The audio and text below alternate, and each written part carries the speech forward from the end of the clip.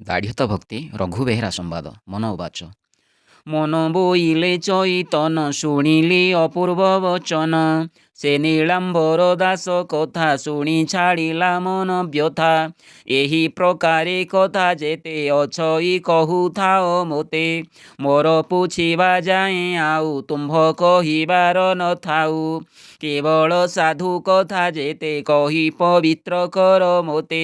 ଶୁଣି ଚୈତନ୍ୟ ଅତି ତୋଷେ କହଇ ମନ ରାଜା ପାଶେ। ହେ ରାଜା ସାବଧାନେ ଶୁଣ ଏ ଦାଢ଼୍ୟ ଭକ୍ତିର ଲକ୍ଷଣ। ପୁରୁଷୋତ୍ତମ ମହାକ୍ଷେତ୍ର ଯେ କ୍ଷେତ୍ର ମାନଙ୍କେ ପବିତ୍ର। ତହିଁକି ଦଶ କୋଶ ଠାରେ ଶ୍ରୀନୀଳାଚଳ ପାରୁଷରେ। ପିପଳି ଗ୍ରାମ ନାମ ତାର ସେହି ଗ୍ରାମରେ ତାର ଘର। ଜାତିରେ ଅଟଇ ଧୀବର ରଘୁ ବେହେରା ନାମ ତାର। ତାହାର ଘରେ ତିନି ପ୍ରାଣୀ ମାତା ସହିତେ ତା ଘରଣୀ। ଏମନ୍ତେ ତିନି ଜଣ ଥାନ୍ତି କରି ତାହାଙ୍କ ନିଜ ବୃତ୍ତି। ଜାଲ ପକାଇ ମୀନ ମାରି ପ୍ରାଣ ପୋଷଇ ବିକ୍ରି କରି। ଏମନ୍ତେ କେତେ ଦିନ ଅନ୍ତେ ସୁଜ୍ଞାନ ହେଲା ତାର ଚିତ୍ତେ। ଶ୍ରୀ ଗୁରୁ ମନ୍ତ୍ର ଜପ କରି ତିଳକ ମାଳା ହୃଦେ ଧରି। ବସଇ ସାଧୁ ଜନ କତି ଶ୍ରୀ ଭାଗବତ ପଢ଼େ ନୀତି। ଜୀବ ମାରିବା ଦୋଷ ଯେତେ ବିଚାର କରୁଥାଇ ଚିତ୍ତେ। ଦଣ୍ଡ ଦଣ୍ଡ କେଶୋକ ଭରେ କର କଚାଡ଼ି ହୃଦୟରେ। ବୋଲେ ବିଧାତା ଏହା କଲୁ ଧୀବର କୂଳେ ଜନ୍ମ ଦେଲୁ। ଜୀବ ମାରଣେ ପୋଷି ମୁହିଁ ନରକେ ପଡ଼ିବଇଁ ଯାଇଁ। ଏମନ୍ତ ମନରେ ବିଚାରି ନଗଲା ଆଉ ମୀନ ମାରି। ଦଇବେ ଦୁଃଖୀ ଘର ସେନା ହୋଇଲା ଅତ୍ୟନ୍ତ ଯାତନା। ତାହାର ମାତା ପତ୍ନୀ ନୀତି ନାନା ପ୍ରକାରେ ଗାଳି ଦିଅନ୍ତି। ତୁ ଏବେ ହୋଇବୁ ସନ୍ନ୍ୟାସ ଆମ୍ଭଙ୍କୁ ରଖି ଉପବାସ। ନୋହିଲେ ମୀନ ମାରି ଯାଅ ନିଜ କୁଟୁମ୍ବ ପୋଷୁଥାଅ। ଶୁଣି ଧୀବର କୋପ ଭରେ ପେଲଣା ଜାଲ ଧରି କରେ। ଗଲା ସେ ମୀନ ମାରିବାରେ ପ୍ରବେଶ ହେଲା ସରୋବରେ। କୃଷ୍ଣ ସୁମରି ପଶି ଜଳେ ଜାଲ ବାହିଲା ଚାରି କୂଳେ। ଏମନ୍ତ କେତେ ସମୟରେ ଶ୍ରୀ ଜଗନ୍ନାଥଙ୍କ କୃପାରେ। ପଡ଼ିଲା ରୋହି ମାଛ ଗୋଟି ତା ଜାଲ ମଧ୍ୟରେ ଚହଟି। ତାହା ଦେଖିଣ କୈବର୍ତ୍ତ ମାଇଲା କପାଳରେ ହାତ। ବିଚାର କରଇ ସେ ଚିତ୍ତେ ଏହାକୁ ମାରିବି କେମନ୍ତେ। ସାକ୍ଷାତେ ମୀନ ଅବତାର ଯେହୁ ନାସିଲେ ଶଙ୍ଖାସୁର। ସେ ଦିବ୍ୟ ରୂପ ନାଶ କରି ମୁଁ କେହ୍ନେ ଥିବି ଦେହ ଧରି। ଯେବେ ନ ମାରିବି ଏ ମୀନ ମୋତେ ନ ମିଳିବ ଭୋଜନ। ପତ୍ନୀ ଯେ ଦୁଆରୁ ତଡ଼ିବ ଅନ୍ନ ନ ଦେଇ ଘଉଡ଼ିବ। ଏମନ୍ତ ବୋଲି ଭାବ ଭୋଳେ ବେନି ନୟନୁ ଧାରା ଗଳେ। ସେ ମୀନ ଧରି ବେଗେ ଗଲା ଶୁଷ୍କ ଭୂମିରେ ପକାଇଲା। ବୋଇଲା ମୀନ ରୂପୀ ଶୁଣ ତୁ ଯାହା କରିଛୁ ଭିଆଣ। ମୋର ତ ଧୀବର ସ୍ୱଭାବ କେ ତାହା ଅନ୍ୟଥା କରିବ। ତୋତେ ନ କଲେ ଆଜ ନାଶ ମୋତେ ତ ନ ମିଳିବ ଗ୍ରାସ। ଏଣୁ ମାରିବା କଥା ସତ ବୋଲି ତଣ୍ଟିରେ ଦେଲା ହସ୍ତ। ଅଳପ ଜାକି ଦେଲା ଧରି ସେ ମୀନ ବଦନ ବିସ୍ତାରି। ଡାକିଲା ରଖ ନାରାୟଣ ଧୀବର ଶୁଣିଲା ଶ୍ରବଣ। ନିଧି ପ୍ରାପତ ହେଲା ଯେହ୍ନେ ତେସନେ ଆନନ୍ଦ ତା ମନେ। ସେ ମୀନ ଘେନି ଚଳିଗଲା ଅଗମ୍ୟ ବନସ୍ତେ ମିଳିଲା। ନିର୍ଝର ଠାରେ ଝର ନୀର ଦେଖି ହରଷ ମନ ତାର। ସେ ଝର ତଟେ କୁଣ୍ଡ କରି ଅଳପ ନୀର ତହିଁ ଭରି। ସେ ଜଳେ ସେ ମୀନ ନିବେଶି ଦୃଢ଼ ଆସନ କରି ବସି। ବୋଲେ ଏ ମୀନ ଗର୍ଭଗତେ ଯେ ନାମ ଶୁଣାଇଲା ମୋତେ। ସେ ଏବେ ରୂପବନ୍ତ ହେଉ ମୋତେ ସେ ଦେଖା ଦେଇ ଯାଉ। ନୋହିଲେ ଜୀବନ ହାରିବି ହତ୍ୟା ତାହାର ପରେ ଦେବି। ଏମନ୍ତେ ନିଷ୍ଠାବ୍ରତ କଲା ସେ ମୀନ ରୂପେ ହେତୁ ହେଲା। ଇନ୍ଦ୍ରିୟ ମାନବଶ କରି ଚଞ୍ଚଳ ଚିତ୍ତ ସ୍ଥିର କରି ସୁମାର୍ଗେ ରଖି ନେତ୍ର ଦୁଇ ମନକୁ ଜ୍ଞାନ ମାର୍ଗେ ଥୋଇ ଭଜନ କଲା ନାରାୟଣ ସେ ନାମ ପରମ କାରଣ ସେ ନାରାୟଣ ନାମ ଗୋଟି ହୃଦ ପଦ୍ମରେ କଲା ଗଣ୍ଠି ନିରତେ ବଦନରେ ଶୁଣି ନ ଜାଣେ ଦିବସ ରଜନୀ ଏମନ୍ତେ 3 ଦିନ ହେଲା କେଣିକି ପାଦ ନ ଟଳିଲା ମରିବା କଥା କଲା ମୂଳ ତାହା ଜାଣିଲେ ଆଦି ମୂଳ ବିପ୍ର ସ୍ୱରୂପ ଗୋଟି ଧରି ଧୀବର ଆଗେ ବିଜେ କରି ବୋଇଲେ ଶୁଣ ହେ ତପସ୍ୱୀ କି ତପ କରୁ ଏଥେ ବସି କି ଜାତି ଗୋତ୍ର ଅଟେ ତୋର କି ତୋର ନାହିଁ ଘର ଦ୍ୱାର କିସ ବିଚାରୁ ଅଛୁ ମନେ ଏକାନ୍ତେ ବସି ଅଛୁ ବନେ କହ ହେ କେବଳ ଚରିତ ଶୁଣି ବୋଲଇ କଇବର୍ତ୍ତ ହେ ବିପ୍ର କି ମୋତେ ପଚାର ଜାତିରେ ଅଟେ ମୁଁ ଧୀବର କୁଟୁମ୍ବ ଜଞ୍ଜାଳ ନିମନ୍ତେ ପେଲଣା ଜାଲ ଧରି ହସ୍ତେ ଅଇଲି ମିନ ମାରିବାରେ ପ୍ରବେଶ ହେଲି ସରୋବରେ ଜାଲ ପକାନ୍ତେ ଜଳେ ପଶି ପଡ଼ିଲା ରୋହି ମାଛ ଆସି ସେ ମିନ ପକାଇଣ କୂଳେ ଧରି ମୁଁ ମାରିବାର ବେଳେ ସେ ମାଛ ପାଟି ବିସ୍ତାରିଣ ଡାକିଲା ରଖ ନାରାୟଣ ଶୁଣି ମୁଁ ଆଚମ୍ବିତ ହୋଇ ମିନକୁ ଧରି ଅଇଲଇଁ ଏ ଘୋର ବନସ୍ତରେ ପଶି ମିନକୁ ଜଗିଅଛି ବସି ଯେ ନାମ ଶୁଣାଇଲା ମୋତେ ତାହାକୁ ଦେଖିବା ନିମନ୍ତେ ତେବେ ମୁଁ ନିଜ ପୁରେ ଯିବି ନୋହିଲେ ଜୀବନ ହାରିବି ଏକଥା ମୋର ସତ୍ୟବ୍ରତ ତେଣୁ ମୁଁ ଆସିଅଛି ଏଥ କହିଲି ମନର ବେଦନା ହେ ବିପ୍ର ବିବେକର କିଣା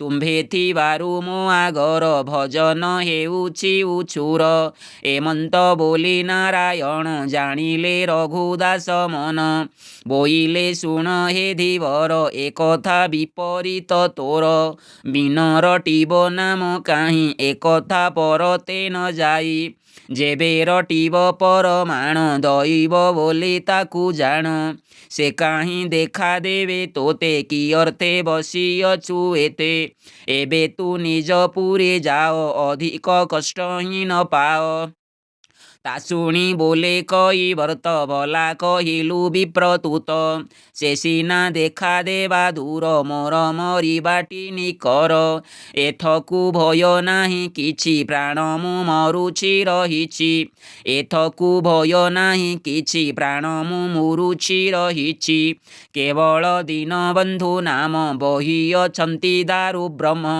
ପତିତ ରକ୍ଷଣ ନିମନ୍ତେ ଦେଉଳେ ବାନ୍ଧିଛନ୍ତି ନେତେ ଭୃତ୍ୟ ଆରତ ନିବାରଣେ ଶ୍ରୀଭୁଜେ ଚକ୍ର ଅନୁକ୍ଷଣେ ଧରି ବିଜୟ ଦାରୁ ହରି ଏଣୁ ଭରସା ଅଛି କରି ଅବଶ୍ୟ ଦେଖା ଦେବେ ଥରେ ବିଚାରି ଅଛି ମୋ ମନରେ ନୋହିଲେ ପ୍ରାଣ ମୋର ଯାଉ ତାର କିରତି ରହିଥାଉ ଏବେ ହୋ ଶୁଣ ବିପ୍ରବର ତୁମ୍ଭଙ୍କୁ କୋଟି ନମସ୍କାର କଲ୍ୟାଣ କରି ମୋତେ ଚଳ ଭଜନ ହେଉଅଛି ହେଳ ତା ଶୁଣି ଶ୍ଵେତ ପଦ୍ମ ଡୋଳା ଭକତ ଭାବେ ହେଲେ ଭୋଳା ବିଚାର କଲେ ହୃଦଗତେ ମୁହିଁ ନିର୍ଦୟ ହେଲେ ଏଥେ ନିଶ୍ଚେ ମରିବ ଏ ଧୀବର ଜୀବନ ଆଶା ନାହିଁ ୟାର ଏମନ୍ତେ କହି ପିତ ବାସ ବୋଇଲେ ଶୁଣ ରଘୁଦାସ ଆମ୍ଭେଟି ମିନ ଗର୍ଭଗତେ ସେ ନାମ ଶୁଣାଇଲୁ ତୋତେ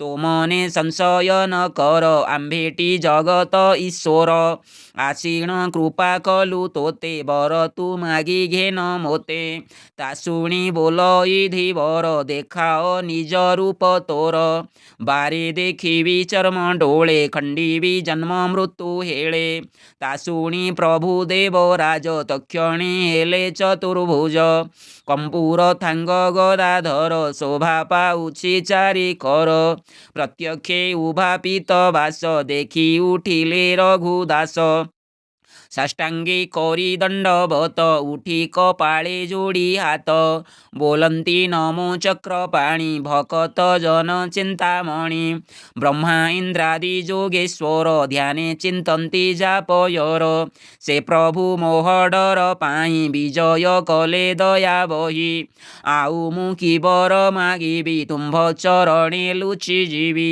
ପ୍ରଭୁ ବୋଇଲେ ଯାହା ମନ ମାଗ ହୋ ଭକତ ରତନ ଦାସ ବୋଇଲେ ଯେବେ ବର ଦେବାକୁ କୃପା ହେବ ତୋର ଏ ମୋର ଧୀବର ସ୍ୱଭାବ ଏହା କି ମନ୍ତେ ଛାଡ଼ି ଯିବ ଆବର ଅନ୍ନ ମିଳୁଥିବ ତୋ ନାମ ଧରି ଯିବ ଯିବ ଯେବେ ହୃଦୟରେ ଭାବୁଥିବି ତୁମ୍ଭ ଦର୍ଶନ ପାଉଥିବି ଅସ୍ତୁ ବୋଲେଣ ଭଗବାନ ତକ୍ଷଣେ ହେଲେ ଅନ୍ତର୍ଧାନ ଗଲେ ବୈକୁଣ୍ଠପୁରେ ଚଳି ଭକତ ହରି ହରି ବୋଲି ବନରୁ ହୋଇଲା ବାହାର ଭାବେ ଗମଇ ଧୀର ଧୀର କରେ ବଜାଇ କର ତାଳି ବେନି ନୟନୁ ଧାରା ଗଳି ଶ୍ରୀହରି ନାମ ଗାନ କରି ପ୍ରବେଶ ହେଲା ନିଜ ପୁରୀ ଏଣେ ଯେ ନିଜ ପୁର ଜନେ ରଘୁକୁ ନ ଦେଖି ନୟନେ କାନ୍ଦି ବୋବାଇ ପଡ଼ି ଗଡ଼ି ମଲା ବୋଲିଣ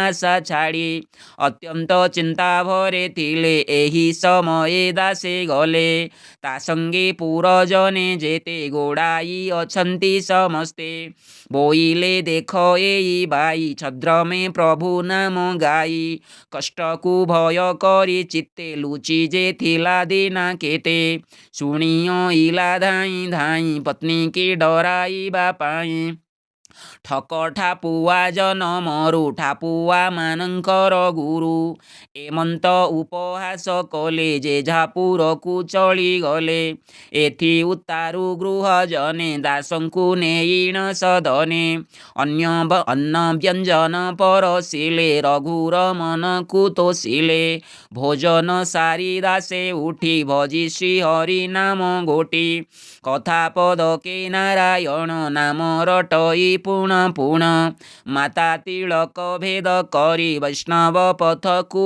ଆବୋରି ଦାଣ୍ଡେ ବୁଲଇ ଭିକ୍ଷା ଅର୍ଥେ ମାଗଇ ନାହିଁ କଦାଚିତେ ଶ୍ରୀନାରାୟଣ ନାମ ଧରି ଦାଣ୍ଡେ ବୁଲଇ ଭିକ୍ଷା କରି ପ୍ରଭୁଙ୍କ ଆଜ୍ଞା ପ୍ରମାଣରେ ଯେତେ ଲାଗଇ ତାର ଘରେ ଲୋକେ ଦିଅନ୍ତି ଯାଚି କରି ଦାସେ ଆରନ୍ତେ ତାହା ଧରି ଦିଅନ୍ତି ମାତା ସନ୍ନିଧାନେ ଦେଖି ଆନନ୍ଦ ମାତା ମନେ କରିଣ ରନ୍ଧନ ଭୋଜନ ସୁଖେଣ ବଞ୍ଚୁଥାନ୍ତି ଦିନ ଏମନ୍ତେ କେତେ ଦିନ ପରେ ଦିନେକ ଗ୍ରାମ ମଣ୍ଡପରେ ବସି ଅଛନ୍ତି ରଘୁ ଦାସେ ବାଳକେ ବେଢ଼ି ଚଉପାଶେ ବୋଲନ୍ତି ଛଦ୍ରମ ତପସ୍ୱୀ ଦେଖ ସାଧୁ ତ ପ୍ରାୟ ଦିଶି କୁଟୁମ୍ବ ପୋଷିଣ ନ ପାରି ଝିଅଇ ଭିକ୍ଷା ମାଗି କରି ଧୂଳି ଉଡ଼ାଇ ଟାହି କଲେ ବିଶେଷ ରୂପେ ଗାଳି ଦେଲେ ନାନା ପ୍ରକାରେ ଗାଳି ଦେଇ କେମାଳ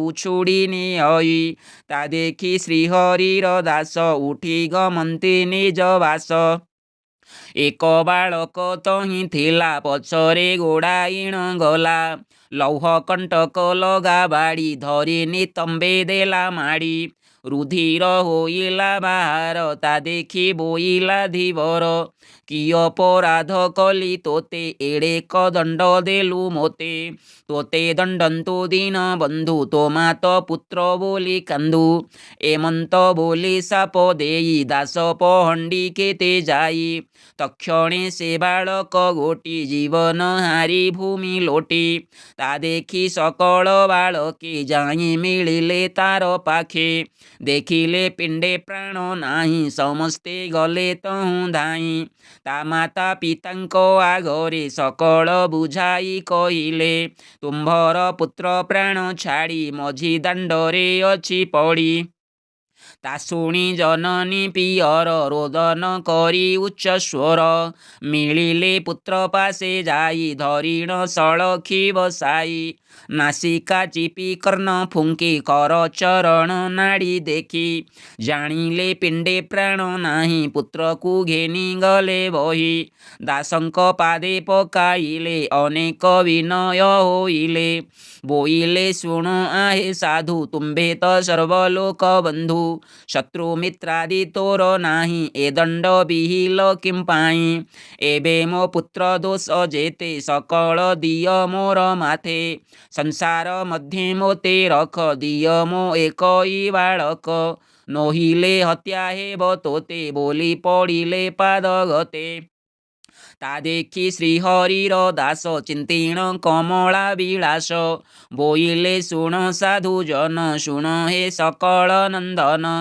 ମୋହର ଦୋଷ ଥିଲେ ଏତେ ସମସ୍ତେ ଦଣ୍ଡ କିନା ମୋତେ, କାହାର ଅପରାଧ ଚାହିଁ ଦଣ୍ଡ ବିହିଲେ ଭାବଗ୍ରାହୀ।